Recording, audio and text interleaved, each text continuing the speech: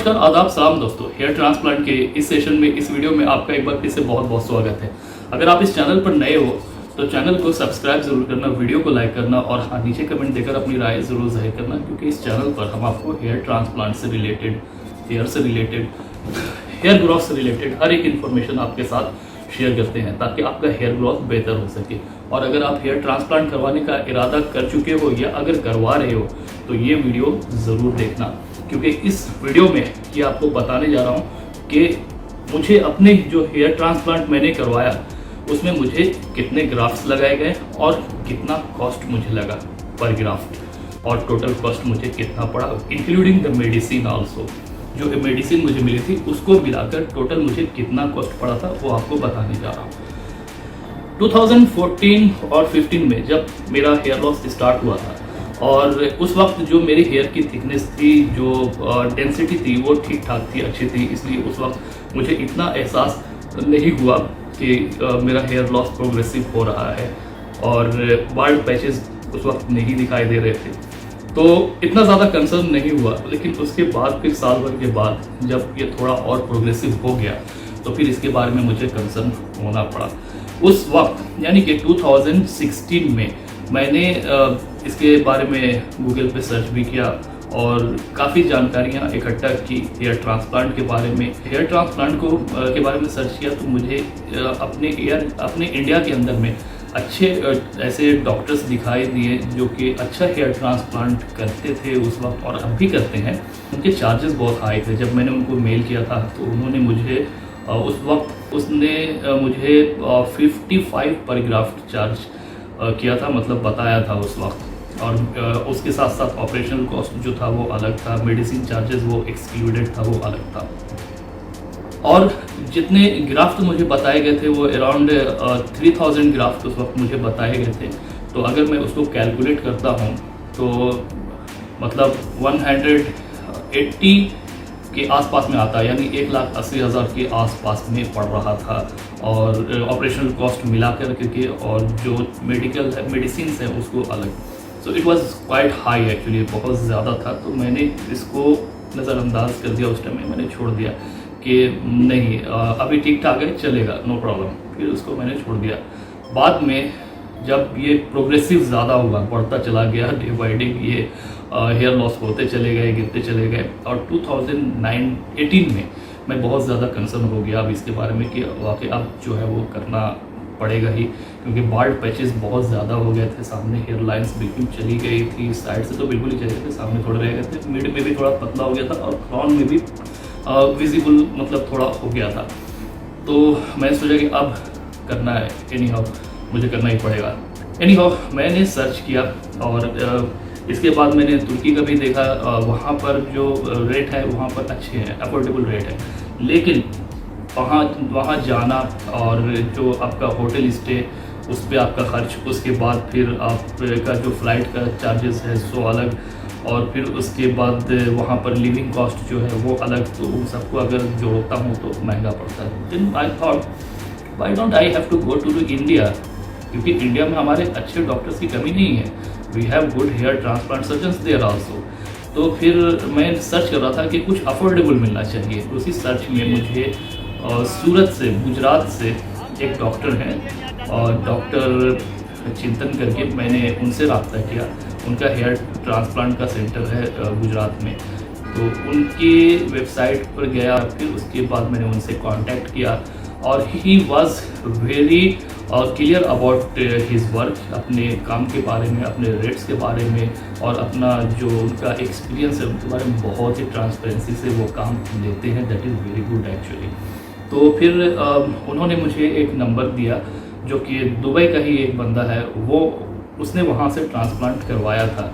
तो जब मैंने उनसे पूछा कि चार्जेस क्या हैं, तो उन्होंने जो चार्जेस बताए थे वो 20 और 25 का, दो चार्जेस उनका है। अगर मतलब वो खुद से करते हैं तो 25 का, और अगर कोई दूसरा जो उनके असिस्टेंट है वो अगर तो 20 का। हालांकि असिस्टेंट नहीं है, वो भी अच्छे डॉक्टर्स हैं एक्चुअली।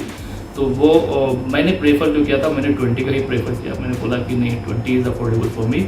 और मुझे 3500 ग्राफ्ट उन्होंने बताया था। तो 3500 ग्राफ्ट 20 के हिसाब से उन्होंने मुझे चार्ज किया था, जो कि 35 इंटू 20 70,000 के आसपास मुझे पड़ा।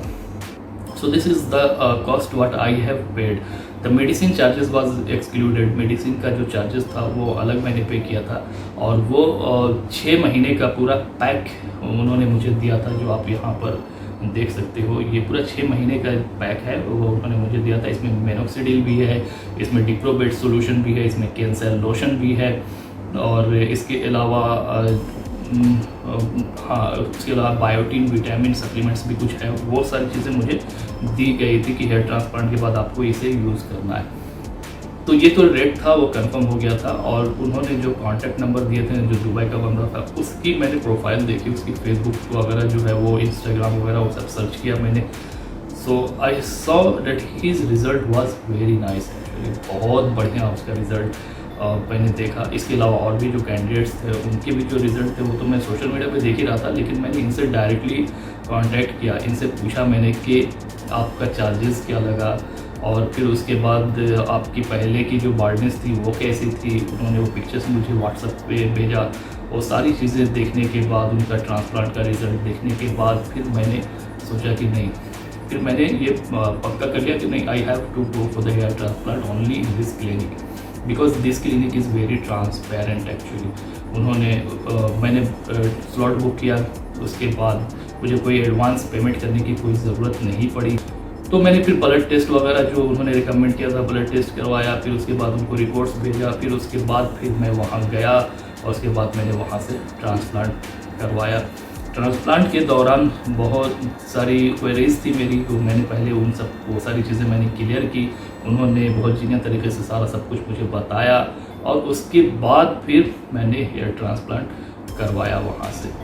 हेयर ट्रांसप्लांट के दौरान उससे पहले कुछ प्रिकॉशंस जो थे वो समझाए गए थे। एनेस्थेसिया का जो एक छोटा डोज होता है वो दिया गया था, ताकि उसका जो